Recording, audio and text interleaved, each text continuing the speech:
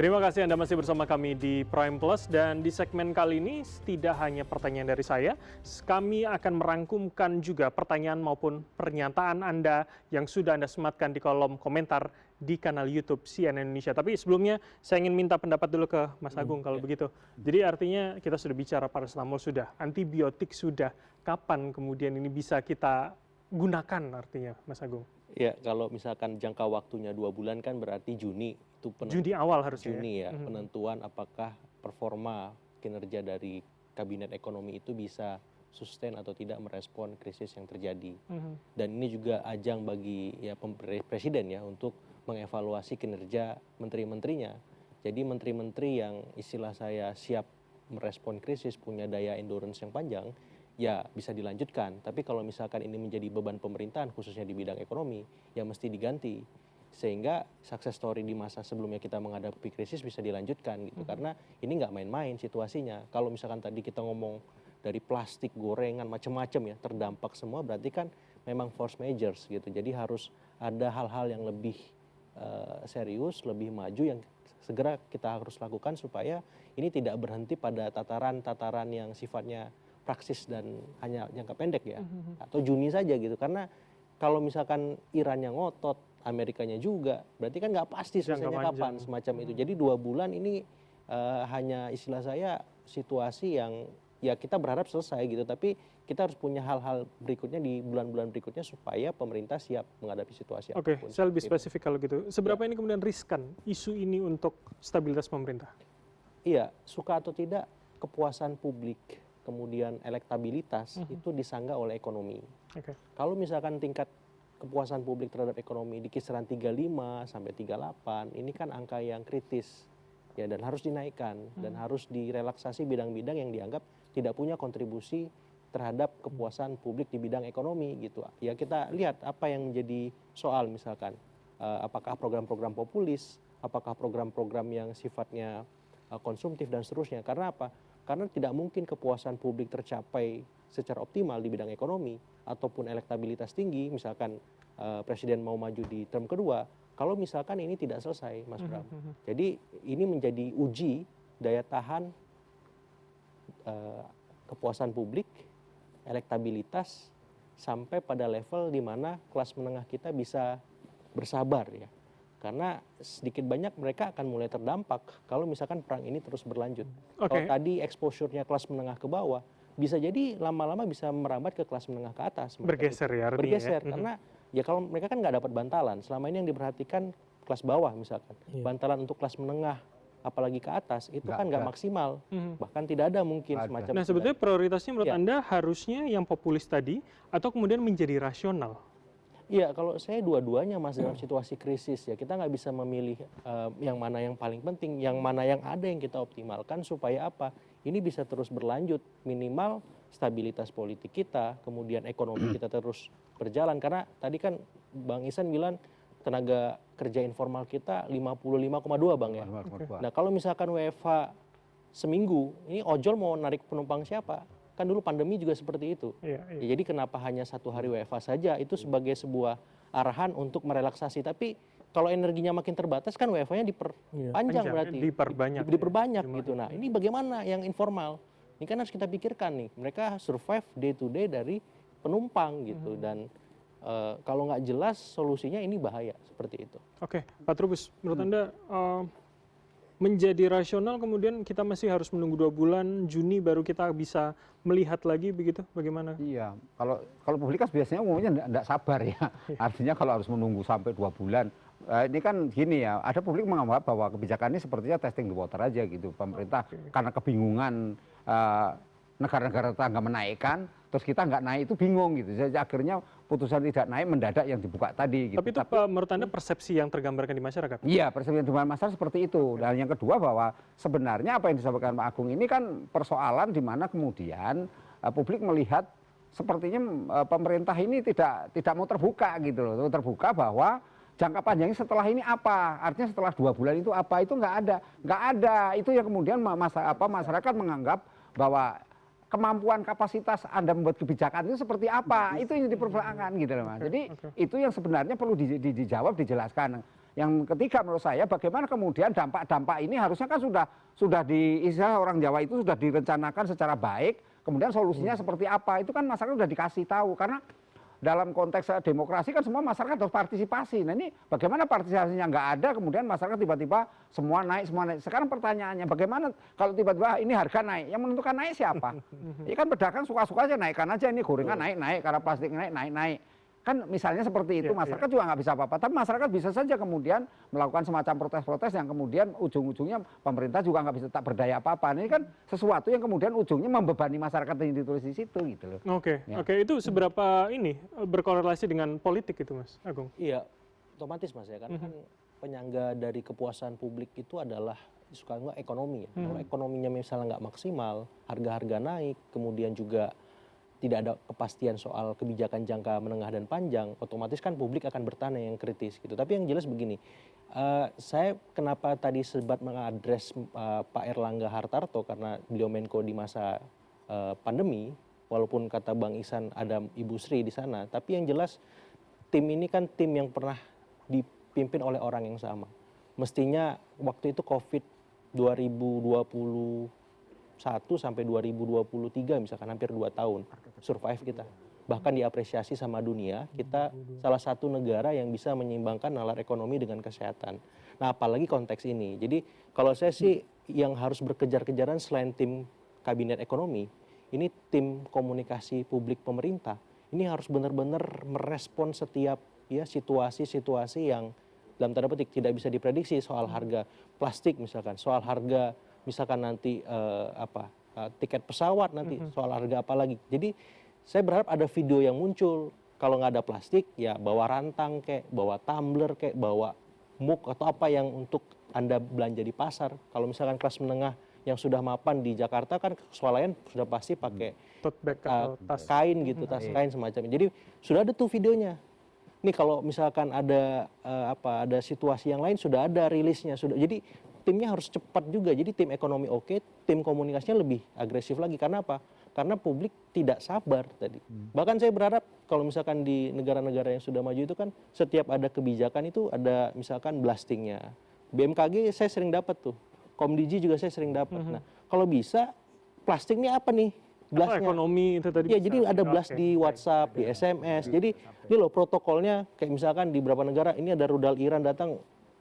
Di Israel warganya langsung ke shelter gitu. Nah kita ini plastik naik, apa yang harus Anda lakukan? Panduan. Jadi WhatsApp blast atau seperti supaya jelas. Sebenarnya ada, tapi yang muncul dari pemerintah itu lebih gambaran reaktif. Jadi ada blasting itu ada webnya, BI punya, Kementerian Keuangan. Tapi artinya seperti BMKG masuk SMS ke HP-HP warga begitu? Oh bahkan juga ada ya? Ada, tapi menurut saya lebih merupakan reaktif dan pembelaan diri atas situasi. Dia tidak memberikan gambaran solusi. Nah karena itu, karena tadi dia bilang soal bagaimana sesungguhnya pemerintah harus ngejawab langkah ke depan. Bagaimana kemudian tadi soal sektor kena. Itu dalam bahasa ekonomi politik, itu soal price stability. Stabilitas harga. Yang tidak pernah dimiliki oleh pemerintah selama 64 tahun. Nah, kalau price stability tidak pernah dimiliki oleh pemerintah selama 64 tahun, itu artinya public goods-nya, public services-nya itu rendah. Nah, ketika sampai pada posisi public goods, public services rendah yang diukur oleh stabilitas harga, dan kemudian tadi saya bilang tidak bisa untuk mengatasi jangka panjang, itu terlihat gampang gambarannya. Tekanan jebakan utang. Mengatasi utang, Anda harus berutang. Yang kedua, rendahnya tax ratio, hanya bergerak 10 sampai dengan 11%. Yang ketiga, mandatory budget.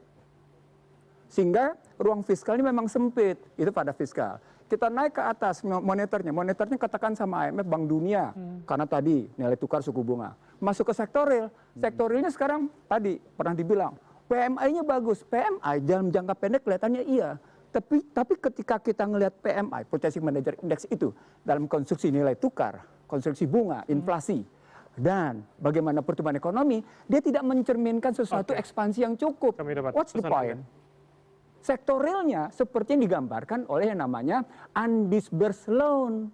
Wait and see, masih tidak punya kepastian. Muncul survei satu survei bahwa yang namanya para CEO punya 3 hal. Singkat Pak. 1, tekanan global sulit diatasi di dalam negeri. Itu nampak pada moneter, fiskal, dan sektorial. Baik. 1. Yang kedua, masih ngelihat ketidakpastian ekonomi. Yang ketiga, menurut mereka, ini soal daya beli diperbaiki apa enggak? Artinya apa? Ketepatan, akurasi, tadi afirmasi polisinya kayak gimana Oke, ngelihatnya? respon atas itu ya. dari Atas itu, pemerintah ya. ngelihat Baik. 3 hal itu. Baik, oke. Dan tidak hanya dari saya, kita sudah merangkumkan 4 pertanyaan dan juga pernyataan dari Anda, penonton kami di kanal YouTube CNN Indonesia. Mari kita tampilkan bersama 4 respon. Baik, saya akan bacakan seluruhan yang terlebih dahulu. Mandalorian, cuma di Indonesia BBM nggak naik, ada yang kecewa, lucu. Berikutnya Anton Nugroho 9320, siapa yang menjamin para ASN akan bekerja dan tidak jalan-jalan? Melihat karakter ASN kita lebih bakal jalan-jalan daripada kerja. Berikutnya Naura Haprilia 1527, bagaimana pemerintah memastikan kenaikan harga minyak tidak berdampak signifikan pada inflasi dan juga daya beli masyarakat. Berikutnya Puput Nisa, mana yang lebih berbahaya bagi negara, menaikkan harga BBM sekarang atau membiarkan APBN terus terbebani? Mas Ketiga keempatnya dah. Tama, saya ke Anda dulu. Ya, Silakan Anda respon. yang mana? Ini adalah sebuah kekhawatiran artinya, dua ini dan ini, tapi hal yang berbeda. Untuk pemerintah mana yang lebih harus diprioritaskan? Menaikkan harga sekarang, Ini ya pertanyaan yang nomor yang paling bawah ya, atau APBN terbebani? Iya. Jadi tentunya tadi ini bukan pilihan, ini harus dihitung gitu loh. Makanya tadi saya sampaikan terkait dengan harga BBM, itu kan kita ada sensitivitas APBN sebenarnya Pak. Di sensitif APBN itu udah terlihat, tadi saya sudah sampaikan, setiap kenaikan $1, nanti untuk mempermudah ya, Iya. mempermudah, nggak pasti juga sebenarnya segitu angkanya. Tapi untuk mempermudah, $1 itu akan berpengaruh terhadap tadi belanja 10,3 triliun, meningkat defisit kita yang melebar ke 6,8 triliun.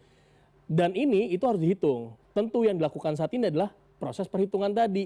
Makanya saat ini yang dilihat, dirasa adalah tidak perlu menaikkan harga BBM. Kenapa? Karena ada konsekuensi. Namanya kebijakan Pak. Kebijakan itu trade off Pak. Bukannya artinya kalau semuanya benar-benar menghasilkan semuanya bagus semua Pak. Ilmu ekonomi udah nggak perlu lagi ada Pak. Atau kebijakan publik udah nggak perlu lagi ada Pak. Karena semuanya udah hasilnya bagus gitu. Inilah yang jadi pertimbangan saat ini kalau kami melihatnya. Dan tentunya melakukan transformasi budaya kerja, WFH udah pernah kita lakukan. Kita konsekuen untuk bekerja berbasis output gitu, berbasis outcome.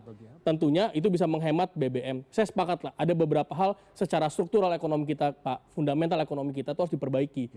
Informal kita, jangan lupakan juga Pak, kelas menengah kita Pak, 2019 saya ada datanya. Dari 21%, 21,45% kelas menengah kita sekarang di kisaran 16,59%. Yang meningkat itu adalah yang turun itu kelas miskin gitu ya, miskin. Rentan sama calon kelas menengah tuh melebar gitu ya, meningkat justru porsinya, termasuk yang orang kaya. Jadi kalau kita lihat di sini emang betul saya sepakat kelas menengah itu merasakan yang namanya tadi penurunan ini, penurunan ekonomi kita gitu. Dia merasa seperti itu karena betul pendapatannya juga cenderung negatif, termasuk juga tadi kelasnya pun juga turun, dia turun keras ke calon kelas menengah gitu ya. Nah meskipun yang dilakukan saat ini tentunya nggak address masalah-masalah tersebut gitu Pak. Yang tadi dibilang jangka menengah, jangka panjang. Apa salah satunya? Tadi melakukan deregulasi, melakukan proses-proses perizinan kita yang rumit-rumit itu diproses agar lebih mudah. Sekarang udah ada peraturan pemerintah nomor 28 tahun 2025 terkait perizinan berusaha gitu yang udah memasukkan fiktif positif. Nah, itu tentunya adalah langkah-langkah untuk melakukan perbaikan struktur ekonomi kita gitu yang dianggap tadinya berbiaya tinggi dan lain-lain. Nah tentu ada beberapa hal-hal lain yang tentu yang harus bisa diadres lagi, yaitu terus dilakukan seperti itu. Oke, saya ke Prof Trubus kalau begitu. Prof, tampilkan lagi teman-teman produser pertanyaannya. Tadi ada soal khawatiran bagaimana ASN dianggap jalan-jalan begitu Prof. Jadi artinya masyarakat masih punya khawatiran itu Prof. Iya memang gini ya, trust masyarakat pada umumnya kan melihat bahwa ASN itu sebagai ya istilahnya tokoh lah ya, orang yang harus diteladani sebenarnya. Tetapi dalam prakteknya kan masyarakat melihat bahwa banyak ASN-ASN yang istilahnya kurang bertanggung jawab di dalam melaksanakan tugas sehari-hari sehingga banyak yang jalan-jalan. Nah persoalannya kemudian ini kan karena nggak ada semacam channel aduan, masyarakat itu kalau melihat mereka itu jalan-jalan gitu. Nah itu jadi problem karena apa yang terjadi kemudian ketika diletakkan di hari Jumat itu kan banyak masyarakat sebenarnya nggak setuju. Kalau ditanya kenapa harinya Jumat, karena itu jadi long weekend bagi mereka yang ini yang punya, meskipun persoalannya WFH ini kan ya, itu kan pengertian home. Perlu diketahui bahwa ASN yang golongan, pokoknya golongan 1, golongan rendah lah ya, itu kan nggak punya rumah, mereka banyak kan masa sewa, ngontrak, kos dan sebagainya. Nah ini bagaimana? Apakah kemudian pemerintah juga memperhatikan mereka? Karena apa? Ujungnya mereka tetap keluar karena di rumah ya rumahnya sumpek, ininya nggak ini, kemudian juga akhirnya meninggalkan dan itu akan terjadi inefisiensi lagi karena tujuan kita kan efisiensi. Itu persoalan di sana. Yang kedua, menurut saya memang pemerintah sendiri terhadap ASN ini kan terutama di daerah. Daerah itu ASN itu di bawah OPD, Mas, organisasi perangkat daerah. Nah, OPD ini yang ngawasi siapa? Kan itu kan inspektorat sama kalau misalnya BKD, Badan Kepegawaian Daerah, bahasanya seperti itu. Tetapi persoalannya mereka selalu ada dalam tanda itu sungkan. Sungkan artinya apa? Karena mereka ini adalah orang-orangnya kepala daerah, kepala yang terpilih yang duduk itu. Sehingga kalau misalnya mereka mau mengkritik, mau mengatakan, ya bahasanya nggak mungkin kan jeruk minum jeruk gitu kan, marah kepada temannya sendiri. Nah akhirnya yang terjadi sudah, ASN bekerja apapun ya didemin aja, dan itu yang terjadi. Kemudian mereka mobil dinas, mereka jalan-jalan, mereka rapat, mereka ya segala macam menggunakan fasilitas negara. Oke, gitu. baik. Terakhir saya ke Mas Agung kalau begitu. Saya minta Anda bisa merangkumkan sebetulnya apa yang bisa kita baca dari point of view politik sebetulnya kepada pemerintah dari komen ini. Oke, pertama cuma di Indonesia BBM nggak jadi naik, ada yang kecewa, lucu. Nah, saya juga mau ketawa sebenarnya. Jadi ini sebenarnya kan keberpihakan. Selama ini kita tahu ketika ada kontraksi kebijakan dari luar, BBM itu naik dan demonstrasi besar muncul semacam. Nah, sekarang BBM nggak naik, justru demonstrasinya di timeline, di sosmed. Nah, saya kira ini ada pergeseran arah kebijakan kita bahwa ini presiden punya keberpihakan nih ke masyarakat. Apakah menteri-menterinya cakap untuk merespon itu dalam sebuah policy yang tanggap? Misalkan nih orang yang kritis pengen tahu, ini kenapa nggak naik, kata Pak Trubus, kata Bang Ihsan, oh ini karena itu. Nah, terus ketika misalkan tidak naik, kok tetap naik yang barang plastik, barang apa? Nah ini harus dijelasin juga gitu. Maksud saya, ini pembantu presiden harus paham bahwa kepala presiden ini ingin berpihak ke masyarakat, tapi kalau menterinya nggak cakep, ini jadi masalah juga nanti. Oke, harusnya bisa membreakdown secara teknis ya. Makanya kenapa saya melihat bahwa momen krisis ini, momen semacam ini bisa jadi ajang untuk presiden mengevaluasi seluruh menteri-menterinya supaya apa? Seirama dengan pikiran dia, seirama dengan cara langkah dia bekerja gitu. Kalau presidennya misalkan udah pakai WUS, saya sering sampaikan 300 km per jam. Ini kalau ke Bandung masih pakai Argo Parahyangan kan berat nyusulnya. Gitu. Jadi maksud saya ini harus benar-benar dipastikan, pertamanya tim ekonominya, kemudian tim komunikasinya, dan tim-tim yang terkait dengan situasi hari ini. Apakah soal perhubungan, soal energi, soal kesehatan dan seterusnya. Jadi maksud saya itu yang bisa menjadi semacam konklusi bahwa BBM naik atau tidak bukan itu soal, tapi bagaimana policy maker kita siap menghadapi situasi apapun. Oke, baik. Kita lanjutkan usai jeda. Tetaplah bersama kami di Prime Plus.